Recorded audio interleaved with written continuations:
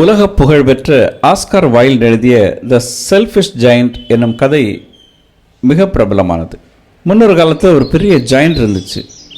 ஒரு பெரிய அழகான தோட்டம் அதுக்கு சொந்தமாக இருந்துச்சு. அந்த தோட்டத்தில் பச்சை பசேல்னு புல்வெளிகளும் அழகழகான மலர்கள் விளைகிற செடிகளும் நல்ல உயரமான மரங்களும் நிறைஞ்சிருந்தது. அந்த தோட்டத்தில் பறவைகள் எப்போ வந்து பாடிட்டே இருக்கும். அந்த தோட்டம் முழுவதும் சந்தோஷமும் இன்னிசையும் எப்போவும் நிரம்பி வழிஞ்சிட்டே இருக்கும். அந்த ஜெயண்ட் வெளியூரில் இருக்கிற நண்பனை பார்க்கறதுக்காக ஒரு தடவை போச்சு. பக்கத்தில் இருக்கிற கிராமங்களில் இருந்து பிள்ளைங்க வந்து அந்த தோட்டத்தில் விளையாட ஆரம்பித்தாங்க. அது பிள்ளைங்களோட ஜாலி ஸ்பாட் ஆகிப்போச்சு. சின்ன பிள்ளைங்க ஸ்கூல் முடிஞ்ச உடனே அந்த தோட்டத்துக்கு வந்து விளையாடி ஒரே ஜாலியாக இருப்பாங்க. ரொம்ப வருஷத்துக்கு அப்புறம் அந்த ஜெயண்ட் திரும்பி வந்துச்சு. திரும்பி வந்து பார்த்தா தன்னுடைய தோட்டம் முழுக்க பிள்ளைங்க விளையாடிட்டே இருக்காங்க. அதுக்கு செம கோவம் வந்துச்சு.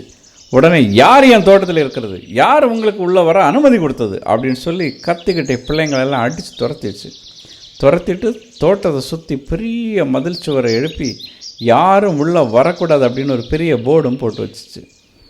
அந்த பிள்ளைங்க எல்லாம் ரொம்ப வருத்தப்பட்டாங்க, மனசு உடைஞ்சு போயிட்டாங்க. எங்கடா இனிமேல் போய் விளையாடுறது அப்படின்னு தெரியாமல் தெருவில் அலைய ஆரம்பித்தாங்க. அந்த தோட்டமும் பிள்ளைங்க வராதனால சோர்ந்து போயிடுச்சு. தோட்டத்தில் பனி மூடி கிடந்துச்சு. புல்லெல்லாம் முளைக்கவே இல்லை, மலர்கள் எதுவும் மலரவே இல்லை.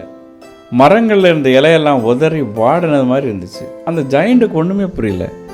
தோட்டத்துக்கு வெளியே இருக்கிற இடத்துல எல்லாம் பச்சை பசேல்னு இருக்குது, ஆனால் தோட்டத்தில் மட்டும் ஸ்னோ மூடி உயிர் இல்லாமல் ஒரு தோட்டமாக இருக்கே, என்ன ஆச்சு அப்படின்னு யோசிச்சுது.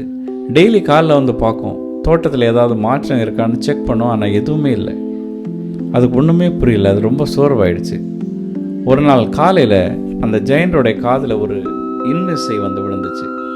அடடா, என்ன அற்புதமான மியூசிக், இது ஏதோ ஒரு அரச மாளிகையிலிருந்து வந்த மியூசிக் மாதிரி இருக்கே அப்படின்னு சொல்லி சந்தோஷமாக அந்த ஜெயண்ட் வெளியே வந்து பார்த்தா ஒரு சின்ன சிட்டு குருவி தோட்டத்தில் பறந்துகிட்டே இருந்துச்சு.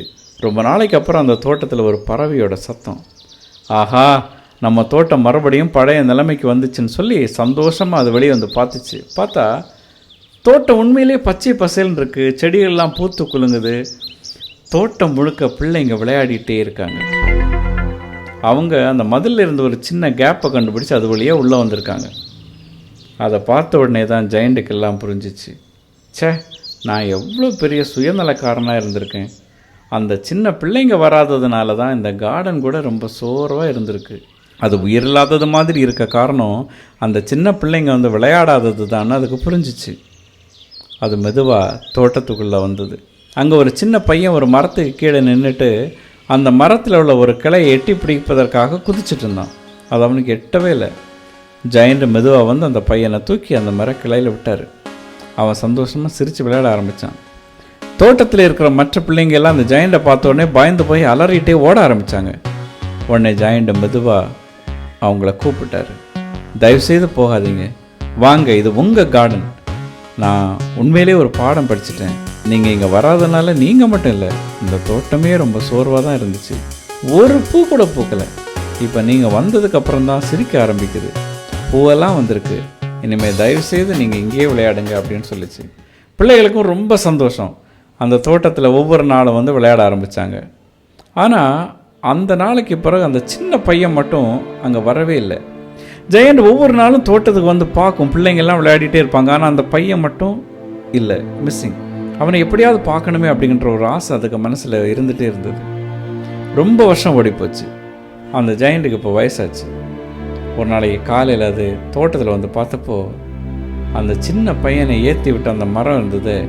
அது ரொம்ப அழகாக பூத்து குலுங்கிட்டு இருக்கு. அதோடைய காய்கனிகள் எல்லாமே வந்து கோல்டு சில்வர் மாதிரி ஜொலிக்குது. இது என்னடா அதிசயமாக இருக்குது அப்படின்னு சொல்லி அந்த ஜெயண்ட் அந்த மரத்துக்கு பக்கத்தில் போனார். அங்கே அந்த சின்ன பையன் நின்றுட்டு இருந்தான். அவனை பார்த்தது அவருக்கு ஒரே சந்தோஷம், ரொம்ப உற்சாகமாக. என்னப்பா, எங்கே போயிட்ட, நீ இங்கே காணவே இல்லையா அப்படின்னு சொல்லி அவனுடைய கையை பிடிச்சாரு. அந்த சின்ன கையில் ஆணி காயங்கள் இருந்தது. அதிர்ச்சி அப்படி கீழே பார்த்தாரு, கால்லையும் ஆணி காயங்கள். என்னப்பாச்சு, யாருப்பா நீ அப்படின்னு கேட்டார். அந்த குழந்தை சொல்லிச்சு, உன்னுடைய தோட்டத்தில் நீ என்னை ஒரு தடவை விளையாட அனுமதிச்ச, இப்போ என்னுடைய தோட்டத்துக்கு உன்னை நான் கூட்டிகிட்டு போக வந்திருக்கிறேன், அதான் பேரடைஸ் அப்படின்னு சொல்லிச்சு. ஜெயண்ட்டுக்கு ரொம்ப மகிழ்ச்சி. அடுத்த நாளைக்கு காலையில் பிள்ளைங்க எல்லாம் வழக்கமாக அந்த தோட்டத்தில் விளையாட வந்தாங்க. அந்த ஜெயண்ட் அந்த மரத்தை கீழே படுத்திருக்கு. பார்த்தா அது ராத்திரியே இறந்து போயிருந்தது. அதோடைய முகத்தில் ஒரு ரொம்ப பெரிய சந்தோஷமாக நிம்மதி இருந்தது. ஒரு நல்ல தூக்கத்தில் இருக்கிற ஒரு குழந்தை மாதிரி அதோடைய முகம் இருந்துச்சு. ஒரு காலத்தில் அந்த ஜெயண்டை பார்த்து பயந்து ஓடின பிள்ளைங்க எல்லாம் சுற்றி நின்று அழ ஆரம்பித்தாங்க. நாம் பிறருக்கு காட்டுற அன்பில் தான் உலகம் அழகாகுது. சின்னன் சிறிய சகோதரர்கள் ஒருவருக்கு நீங்கள் இதை செய்த போதெல்லாம் எனக்கே செய்தீர்கள் அப்படின்னு இயேசு சொல்கிறாரு. அந்த சிறுவர்களுக்கு ஜெயண்ட் காட்டின அந்த இரக்கம் அந்த தோட்டத்தை அழகாக மாற்றியது. நாமும் நமது வாழ்க்கையில் அன்பை எப்போதுமே பிறரோடு பகிர்பவர்களாக இருக்க வேண்டும். அன்பை பகிர்வதே கிறிஸ்மஸ். நன்றி.